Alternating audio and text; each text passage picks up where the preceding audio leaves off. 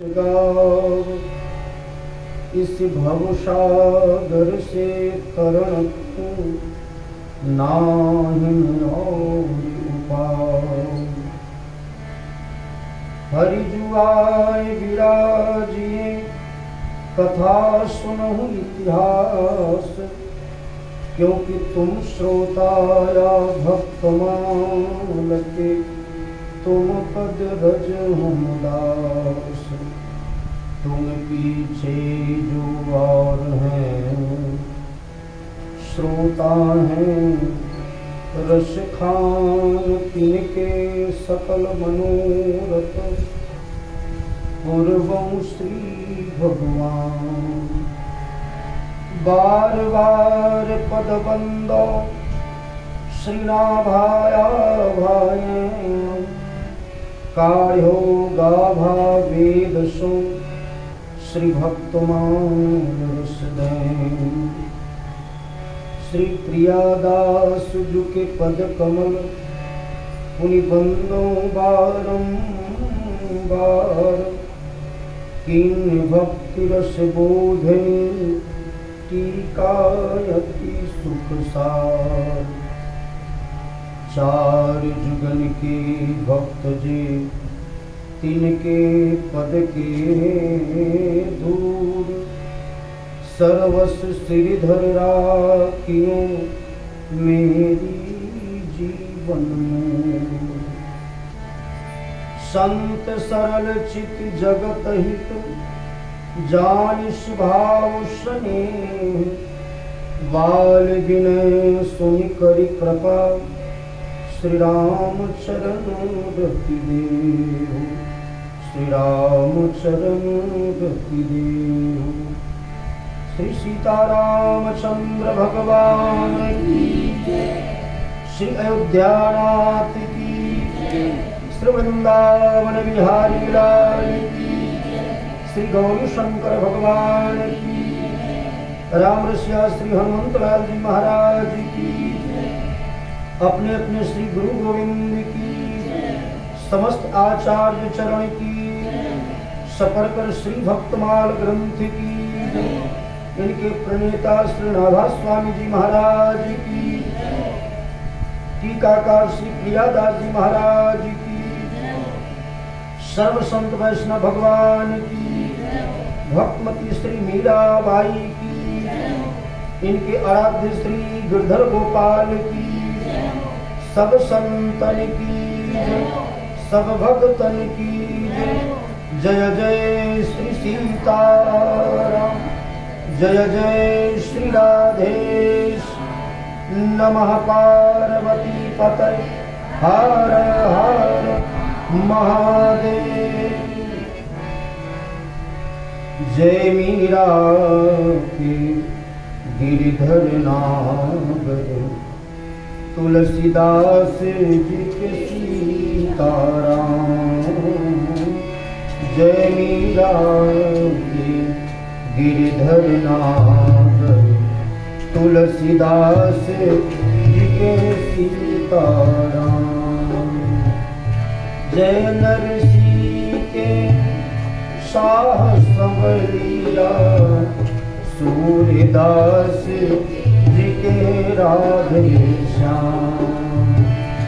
जय नरसी के शाह संवरिया सूर्यदास जी के राधे श्याम। जय मीरा गिरिधर नाम तुलसीदास जी के सीताराम। मंगल भवन अमंगल हारी द्रवहु दशरथ जय जय जय हनुमान गोसाई। कृपा करम गुरुदेव की नाई। सीताराम शरण रति मोरे अनुदिन बड़हु मन ग्रह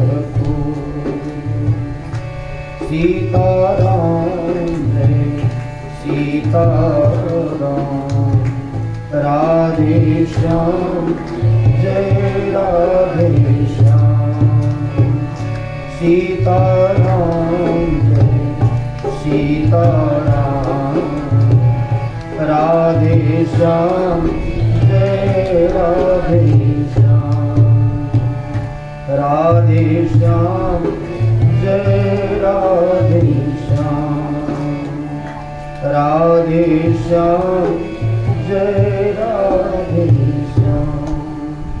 श्री वृंदावन बिहारी लाल की,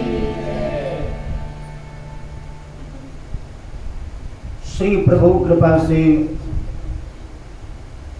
हम लोग अतिशय भाग्यशाली हैं जो इस भारत भूमि में मानव शरीर प्राप्त करके देवलोक में रहने वाले देवताओं को भी प्राय नितांत दुर्लभ सा रहने वाला श्रीनाथ स्वामी जी के द्वारा प्रतिपादित ग्रंथ श्री भक्तमाल जी के माध्यम से हम आप सभी वर्तमान समय का सदुपयोग करने के लिए श्री भक्तमती मीराबाई जी का चरित्र श्राव्य काव्य के रूप में श्रवण करने का सत सौभाग्य संप्राप्त कर रहे हैं। आप व्रज की माधवी नाम की सिद्ध गोपी इस कलयुग में एक राज परिवार मेड़का के दूधा रावसा की पौत्री और उनके चतुष्टय पुत्र श्री रतन सिंह जी की पुत्री के रूप में आप इस भूतल पर पधारी। आपका नाम भक्त और विश्व में मीराबाई जी के नाम से प्रख्यात हुआ। कल हम लोगों ने श्री मीरा दीदी के पावन चरित्र को यहाँ तक श्रवण किया।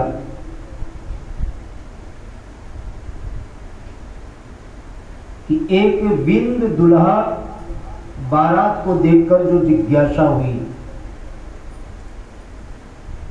और इनकी माता वीर कुंवर बाई ने मात्र इनके मन को बहलाने के लिए कह दिया कि तुम्हारे दुल्हा श्री गिरधर गोपाल जी हैं। लेकिन इतना पवित्र और स्वच्छ इनका हृदय है। स्त्री इनकी माता वीर कुंवर बाई ने मात्र मीरा भी उस समय 7 वर्ष की थी।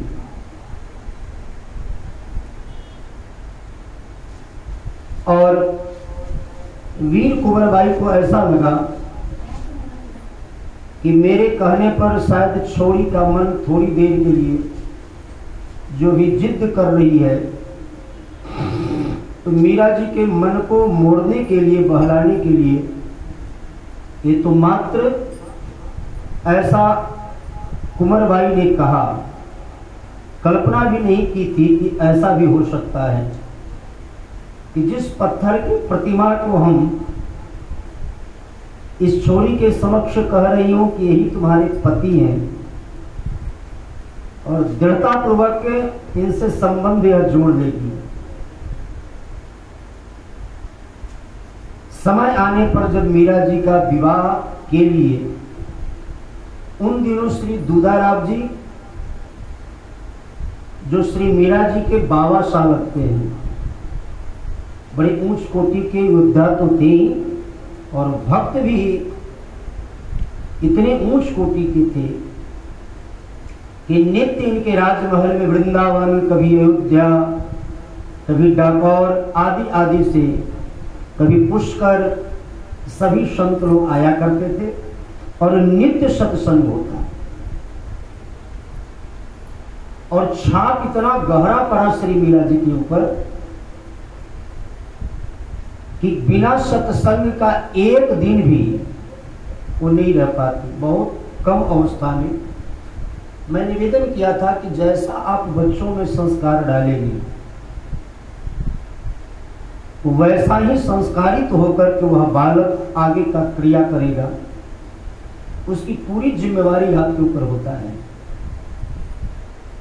मीरा जी को पूर्व में तो ये भक्ति का बीज था ही इनके हृदय में, और उसका फलीभूत हुआ कि ऐसे भक्त परिवार में ही जन्म हुआ श्री मीरा जी को।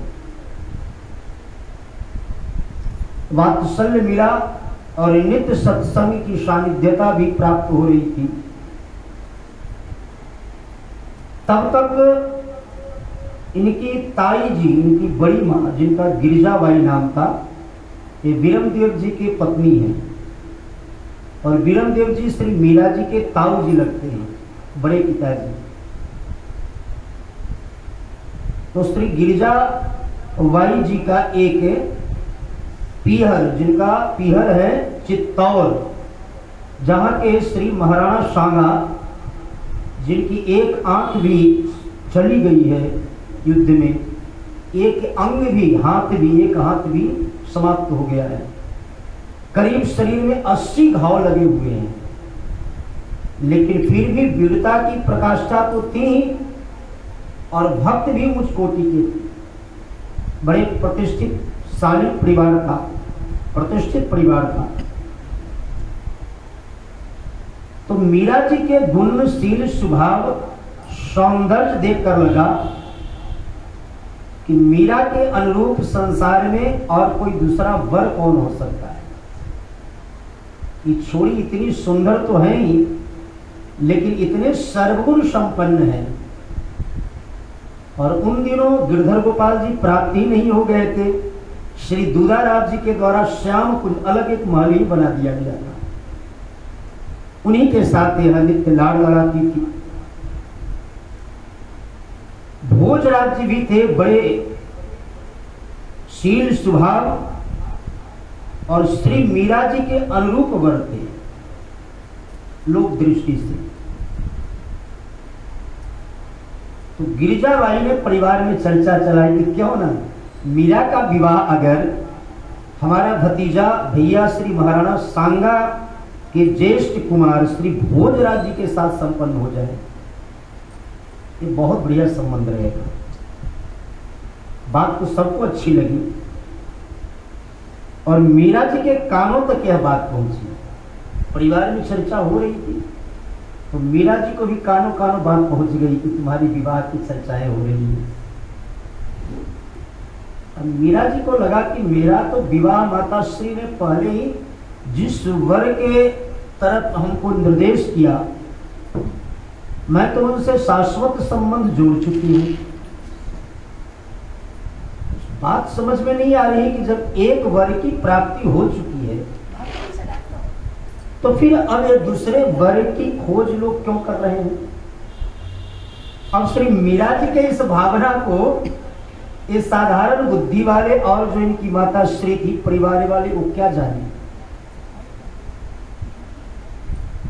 दूधाराव शाह, उनके कानों तक भी बात पहुंची। तो मीरा जी को अपने जीवन काल तक तो उन्होंने आश्वासन दिया। बेटी मीरा वो बात समझ गई कि मीरा की धरातल कहाँ है, एक यहां से विचार कर रही है। जब श्री मीरा जी ने कहा कि बाबा साहब, एक भारत और सनातन संस्कृति में एक कन्या के कितने वर हो सकते हैं, अभी तक तो नहीं समझ पाए थे कि कहां से छोड़ी बोल रही है। लेकिन जब बात स्पष्ट हुआ तो श्री दूधाराव शाह ने कहा कि बेटी, जिन गिरधर सावलिया प्रभु को तुमने वर के रूप में स्वीकार किया है, अपने माता श्री के कथनानुसार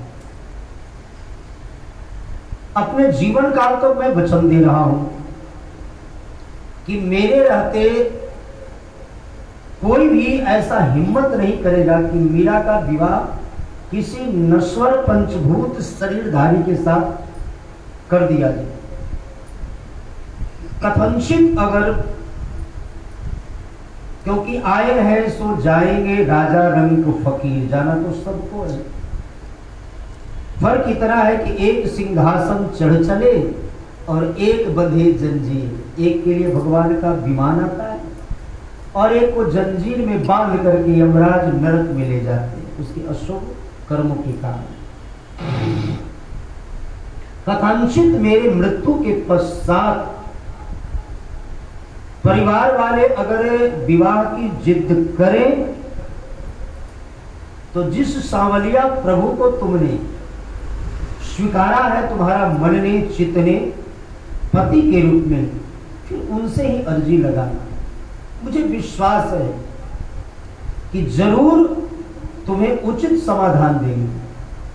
कभी भी श्री ठाकुर जी, अब इसलिए इनका नाम ही है मंगल भवन। वर्तमान में ऐसा लगता है कि भगवान हमारे लिए अच्छा नहीं किया, लेकिन भगवान जो भी करते हैं वो हमारे वर्तमान में दुखदाई होता है, भविष्य सुखमय होता है। भगवान जो देखो, भगवान ठाकुर जी हमें जो अच्छा लगता है वह नहीं विचार करते हैं।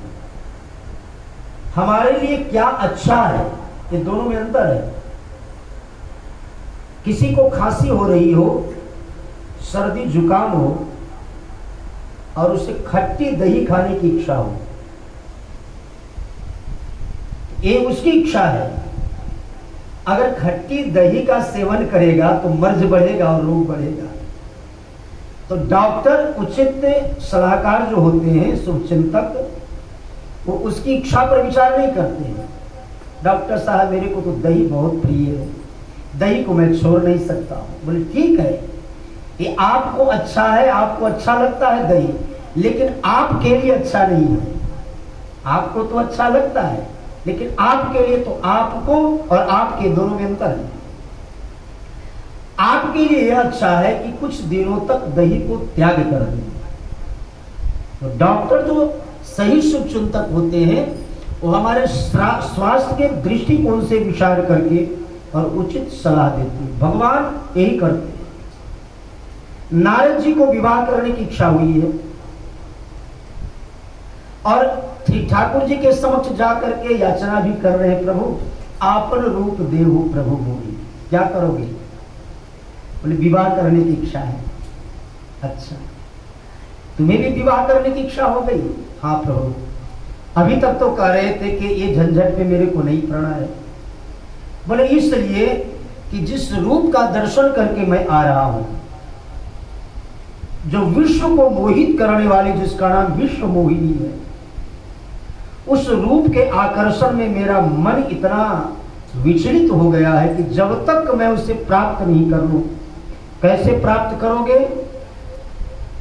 बोले आन भात नहीं पावई हुई, और कोई मेरे पास दूसरा विकल्प नहीं है। इसलिए कि इतनी सुंदर है, और जितनी सुंदर विश्व मोहिनी है उतना सुंदर मैं हूं नहीं। तो कहीं हमको त्याग न कर दे, तिरस्कार न कर दे, मैं जाऊं भी तो। इसलिए एक काम करें, आपन रूप देहु प्रभु मोहि। ठाकुर जी को लगा कि रूप भी देने का विषय है। किसी से आप जाकर कहो कि थोड़ा 2 दिन के लिए अपना रूप दे दो मेरे को, तो बताओ संसार में ऐसा कोई उपकरण है कि कोई किसी का रूप मांगे कि थोड़ा भैया अपना रूप देना 2 दिन के लिए, फिर लौटा दूंगा 2 दिन के बाद। नकली मुखौटा प्लास्टिक का मिल जाएगा।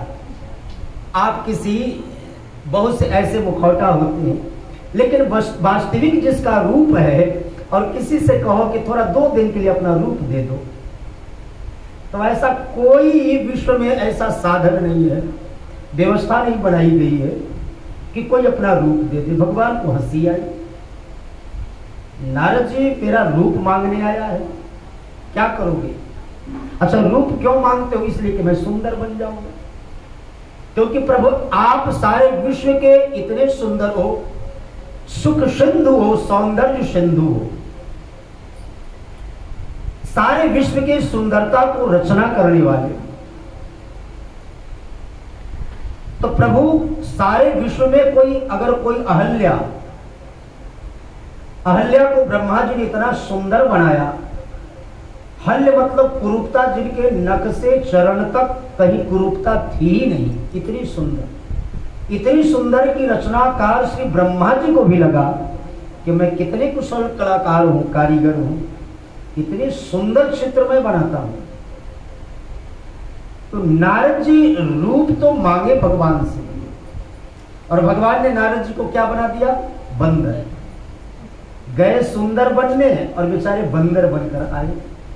अच्छा, भगवान तो बड़ा अन्याय किया नारद जी के साथ में। नारद जी को माता श्री लक्ष्मी भी खड़ी थी। लक्ष्मी जी को लगा कि भगवान कितने ये अन्याय करते हैं, बेचारे बाबा जी इनसे सुंदर बनने आया, देखो बाबा को बंदर बनाकर भेज दिया। ये आपका ये कितना बड़ा अन्याय। भगवान बोले, देवी नारद जी को मैं लग रहा है कि बंदर बनाया हूं, लेकिन बंदर के पीछे जो मुखौटा मैं दिया हूं, उन नारद को अगर अभी मैं सुंदर बना देता तो नारद जी जीवन भर के लिए बंदर बन जाते। और अभी नारद जी को जो मैंने बंदर का रूप दिया हूं, इसलिए नारद जी, क्योंकि नारद जी ने कहा था जेहि विधि नाथ होई हित मोर। रूप तो मांगा है, लेकिन यह भी कहा है कि जिसमें हमारा, अगर आपके रूप अगर मैं लेकर जाऊं तो आपके प्रभु रूप प्राप्त करने में अगर मेरा हित है तो रूप दे दो। ये आप जानते हो मेरा हित किस में है, सुंदर बनने में है कि बंदर बनने में। भगवान बोले, नारद जी सुंदर बनने में तो तुम्हारा हित हो ही नहीं सकता है। ऐसा करो कि मैं फिलहाल मैं तुम्हें बंदर बना देता हूं और बंदर के पीछे मैं सुंदर बना देता हूं। कैसे प्रभु? अच्छा, नारद जी का विवाह हो जाता, सुंदर बन के जाते थे, बरमाला तो पड़ता ही, और बरमाला अगर पड़ जाता तो बेचारे नारी विवश नर भयउ गुसाई, नाचही नट मरकट की नाई। मरकट मतलब जो मारे भी और काटे भी, इसका नाम है मरकट। बंदर का एक नाम है मरकट। तो आप जिसको आप वर्ण करके घर में लाते, ये नारद जी, उसके कारण आपको जीवन भर बंदर की तरह उनकी आवश्यकताओं की पूर्ति करने में कभी ये कभी वो, आप बंदर की तरह नाचते रहो। और अभी मैं आपको बंदर बनाया तो देवी आपको प्रत्याग किया, वरण नहीं किया, न करेगी। और जब वरण नहीं करेगी तो आप बच जाओगे ये झंझट से। तो जीवन भर के लिए, क्षणिक सुख के लिए आप जीवन भर बंदर बनना चाहते हो कि आप क्षणिक बंदर का रूप बना करके जीवन भर सुंदर बनना चाहते हो? तो नारद जी को भगवान ने इच्छा तो हुई कि नारद जी की विवाह करने की इच्छा हुई, लेकिन भगवान विवाह नहीं होने दी। क्यों? इसलिए कि भगवान ने विचार किया कि नारद जी अगर अभी सुंदरता प्रदान कर दूं और विवाह इनकी हो भी चाहिए तो जीवन भर के लिए झंझट में पड़ जाएंगे, इनका हित नहीं है। इसी अब तो स्वतंत्र है, कभी वहां से वहां निरंतर नारद जी एक जगह बैठते ही नहीं, घूमते रह, कभी उस डाली पर कभी उस डाली पर। तो भगवान ने नारद जी को जो अच्छा लगा वह नहीं, इनके लिए जो अच्छा था वह व्यवस्था बनाई। यही हम सबके लिए भगवान करते हैं।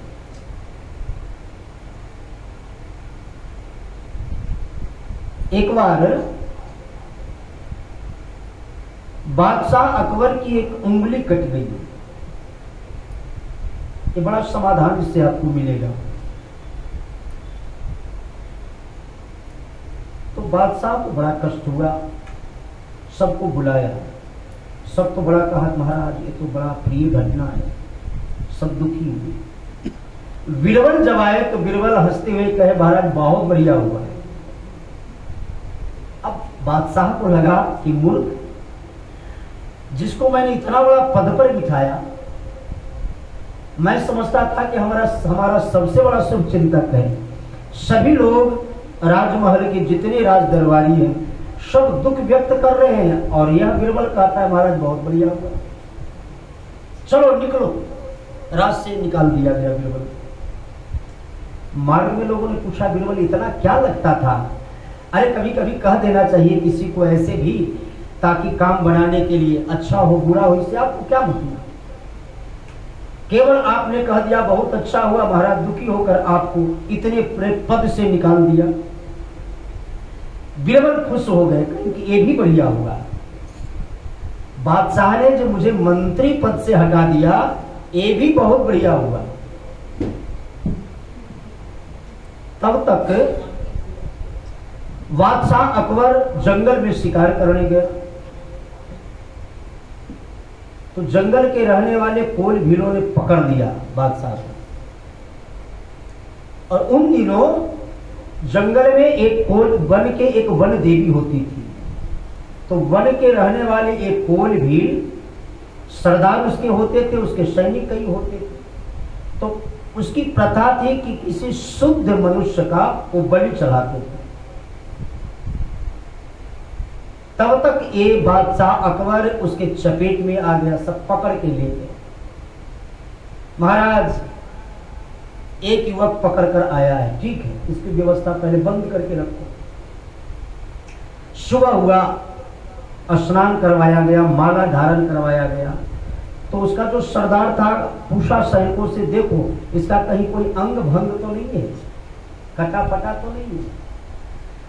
तो सैनिकों ने देखा महाराज इसका शरीर तो एक उंगली कटी, अरे इसको भगाओ भगाओ, ये बद्ध की योग नहीं। क्यों? इसलिए कि ये झूठा है। अब श्री बादशाह अकबर को लगा कि बीरबल सही बोले थे कि महाराज जो भी होता है बढ़िया होता है। अगर इस समय हमारी उंगली नहीं कटी होती तो हमारा गर्दन कट गया होता, और अंगुली कटी होने के कारण इन कोलभीलों ने, हम इसके वश में थे, हमको पकड़ के भी रखा था, लेकिन केवल एक अंगुली खंडित होने के कारण हमारा गर्दन पर तलवार नहीं चला। क्यों? इसलिए कि इन लोग के दृष्टि में हम अशुद्ध हो गए। और फिर बादशाह को लगा कि यह भी अच्छा हुआ जो बीरबल ने कहा, जब मंत्री पद से बीरबल को निकाल दिया तो बीरबल ने कहा यह भी अच्छा हुआ। अगर आज बीरबल ऐसे मंत्री होते तो सभी तो राज दरबारी छोड़कर हमें लौट गए, लेकिन बीरबल हमारा साथ नहीं छोड़ता, वो साथ में आता। और बीरबल साथ में होते तो उनका शरीर कहीं भी खंडित नहीं था, तो बीरबल के गर्दन पर तलवार चल दी हो। तो बीरबल का जब बलि दे दिया जाता तो फिर बीरबल ऐसे मंत्री से जीवन भर के लिए हाथ धो देना पड़ता। यह भी बढ़िया होगा, मेरी जो अंगुली कटी ये भी बढ़िया होगा, और बीरबल को जो मैंने राज्य से निकाल दिया ये भी बढ़िया होगा। तो इससे हमको यह शिक्षा मिलती है कि जीवन में वर्तमान में कोई ऐसी घटनाएं घटे और लगे कि यह ठीक नहीं हुआ, भगवान ने अच्छा नहीं किया, वर्तमान में मन को कष्ट होता है, लेकिन श्री ठाकुर जी हमारे भविष्य को देखते हैं। किसी भी जीव के अतीत और भविष्य को देख करके श्री ठाकुर जी व्यवस्था बनाते हैं, किसमें परम किसकी अच्छाई है यह विचार करते हैं। तो श्री भगवान जो भी हमारे लिए परम अच्छा होता है ऐसा ही कार्य करते हैं। श्री भक्तवती मीरा जी के मन में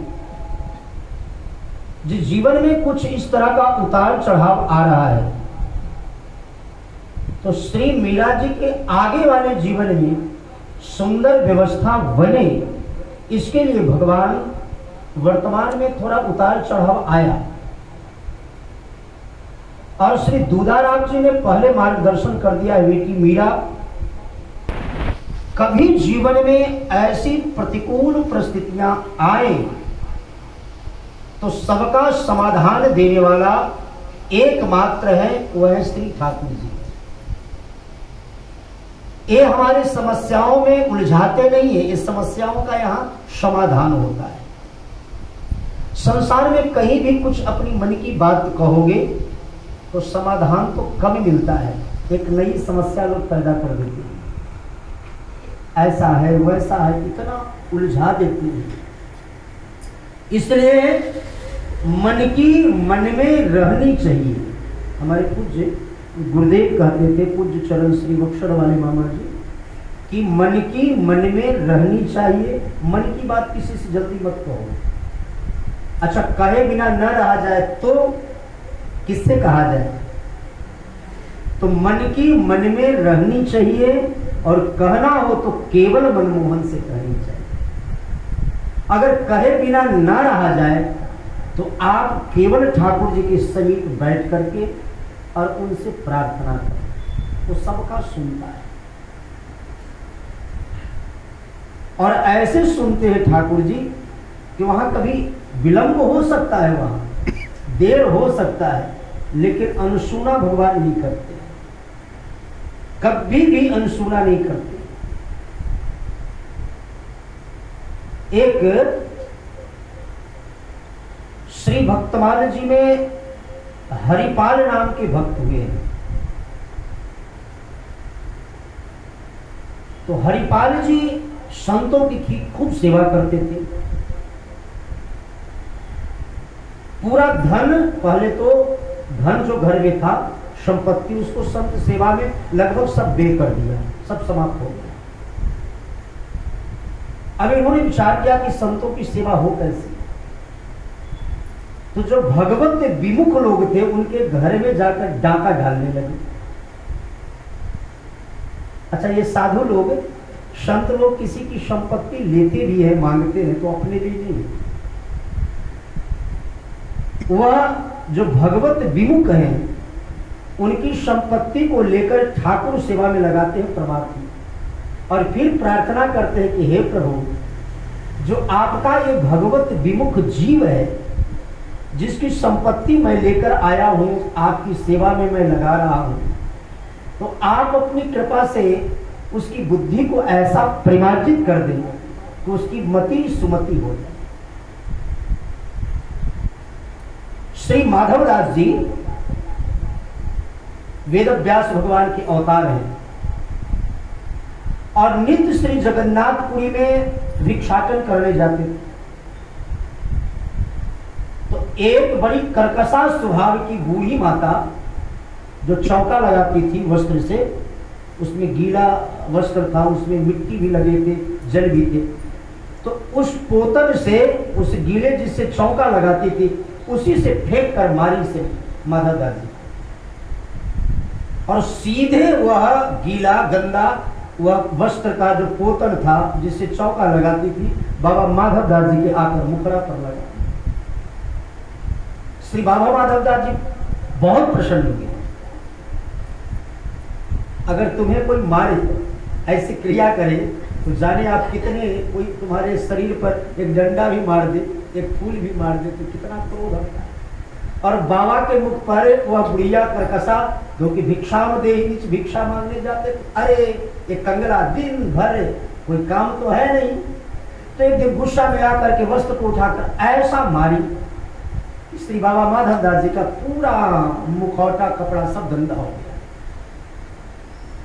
बाबा माधवदास जी उसको लेकर आए, उस वस्त्र को, और उसको बढ़िया से जल में धोए। मिट्टी जब सब निकल गया तो उसको सुखाए। देखो संतों की दृष्टि कहाँ होती है। और उसको सुखाने के बाद उसको थोड़ा थोड़ा अलग करके उसको फूलबत्ती बनाया। उस वस्त्र को जो बुढ़िया माता ने मारा था बाबा को फेंक कर, और फूलबत्ती बनाने के बाद उसको घी में चुपड़ी डुबाया, और फिर उसको नित्य उससे ठाकुर जी की आरती उतारती, और आरती के क्रम में कहते, ठाकुर जी हे प्रभु, देखिए इस माता जी ने कितनी सुंदर व्यवस्था कर दी। अगर वो पोतन वस्त्र से गीला अगर नहीं देती तो आज हमारे पास ये भी व्यवस्था नहीं थी कि आपकी आरती कर पाता। इसलिए जैसे वह गंगा, वह केवल मिट्टी से सनी हुई, वह पोतन से जो मेरे को फेंक कर मारी बेचारी, वो मेरे को प्रहार मेरे ऊपर नहीं किया, बल्कि जो उसका मन में विकार था, मन मैला था, उसी का प्रतीक बनाकर मेरे पास उसने कहा, बाबा मेरा मन गंदा है, मेरे मन में विकार है, इसलिए मेरा मन भी उज्जवल हो जाए, इसमें भी दिव्य प्रकाश हो जाए, इसलिए आप ऐसी कृपा करो। तो मैं जो उसके माताजी के द्वारा मिट्टी से सनी हुई यह जो वस्त्र लाकर इसको साफ सुथरा करके आपकी आरती उतार रहा हूं। इसलिए जैसे आपके अलैया बलैया मैं ले रहा हूं, आरती मतलब क्या होता है? भगवान का अलाय बलाय लेना। इसलिए आरती के क्रम में हम कटी भाग को, मुखमंडल को, शरण को, ये सर्वांग सब जो आरती करते हैं, तो यह भगवान के अलाय बलाय को अपने ऊपर लेना होता है, ये आरती का भाव। इसलिए कि प्रभु सोचते हैं कि हमारा भक्त मेरा अलाय बलाय ले रहा है, तो फिर इसके ऊपर जो अलाय बलाय है दुनिया का, ये कैसे रहने दें? तो हम भगवान के अलाय बलाय आरती के माध्यम से उतारते हैं और भगवान हमारा अलाय बलाय को दूर कर देते हैं, कष्ट को। तो श्री बाबा माधवदास जी ने कहा, प्रभु उस माता के मन में जो गंदगी है, विकार है, मन निर्मल नहीं है, इसलिए उसके द्वारा यह दिया हुआ वस्त्र से जो मैं आपकी आरती उतार रहा हूँ, दीपक जला रहा हूँ, तो जैसे वह गंदा वस्त्र आज प्रज्वलित हो रहा है, इससे प्रकाश हो रहे हैं, इससे प्रभु आप कृपा करके उस मैया के हृदय में दिव्य ज्ञान का प्रकाश करें। और इधर तो श्री बाबा माधवदास जी आरती उतारते और उनके द्वारा वह दिए हुए वस्त्र से उस मैया के घट में दिव्य ज्ञान प्रकाशित होने लगा। जब बाबा ने, कोई महात्मा, कोई भक्त अगर मेरी अर्जी ठाकुर जी के सामने लगा दे, तो हमारी बात को भले ही न सुने, लेकिन भक्त और संतों की बात कभी ठाकुर जी अनादर कर ही नहीं सकते। कुछ ही दिनों में मैया का हृदय निर्मल हो गया। तो इसलिए भगवान के जो यह संत भक्त होते हैं, किसी के घर से वस्तु ले जाते हैं तो उसमें केवल अपना, कोई कहते हैं कि मैंने महात्मा को ये वस्तु दे दिया, तो दे दिए, इसका मतलब महात्मा तुम्हारे द्वारा एक कण भी वो ले गए हैं, इसमें तुम्हारे कल्याण की बात वो सोचते हैं, निज स्वार्थ में नहीं जीते महात्मा, जो परमार्थी होते हैं। तो श्री हरिपाल भगत जी उन घर में जाकर डाका डालते थे जो कभी सपने में एक तिनका भी दान नहीं करता था, परमार्थी। वैसे के घर से जबरन जाकर डाका डालते थे और उस संपत्ति को लाकर के संत सेवा में लगाते थे। फिर भगवान से प्रार्थना करते थे, प्रभु नियम था उनका, जो भी भगवत विमुख था उसी के घर में डाका डालते थे। भगवान के जो भक्त होते थे उनके घर में डाका नहीं डालते, और उस संपत्ति को ला करके जब ठाकुर जी की सेवा में लगाते, संतों की सेवा में लगाते, तो प्रार्थना करते, प्रभु देखिए भले ही लोक दृष्टि से वो विमुख है, लेकिन आज उसके घर से वस्तु सामग्री अगर नहीं आता तो संत सेवा कैसे होता? आप प्रभु कृपा करें, ये है तो आप ही का जीव। तो नित्य चोरी करते, नित्य डाका डालते श्री हरिपाल जी। एक बार श्री हरिपाल जी किसी घर में डाका डालने गए। अच्छा, ज्यादा घर में डाका भी नहीं डालते थे, 4 घर में चोरियां करते थे, उनका नियम था। किसी भगवत रात्रि में 4 घर में प्रवेश करते थे, और 4 घर से सबको यह विदित हो गया था बात कि इस भक्त श्री हरिपाल जी जिसके घर से कोई वस्तुओं को, अन्न धन वस्त्र को चोरी करके ले जाते हैं, उसके घर में और धन धान बढ़ जाता है, बुद्धि निर्मल हो जाती है। तो सब प्रार्थना करते थे कि हे भगवान ऐसी व्यवस्था करें कि आज हरिपाल जी हमारे घर में डाका डाल दें। कहा तो लोग डाका से घबराते हैं कि हमारे घर में कोई चोरी न हो, और श्री हरिपाल जी के इस क्रिया से नित्य जिनके घर में डाका न पड़े, सब भगवान से प्रार्थना करें, हे प्रभु श्री हरिपाल जी आज मेरे घर में डाका डाल दें। क्योंकि सबको पता था कि हरिपाल जी जो चोरी करते हैं ये संत सेवा के लिए, निज स्वार्थ के लिए नहीं।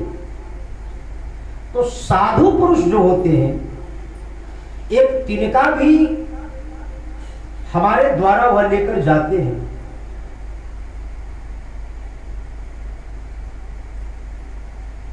आप लोग जब करते हैं ना ओम नमः,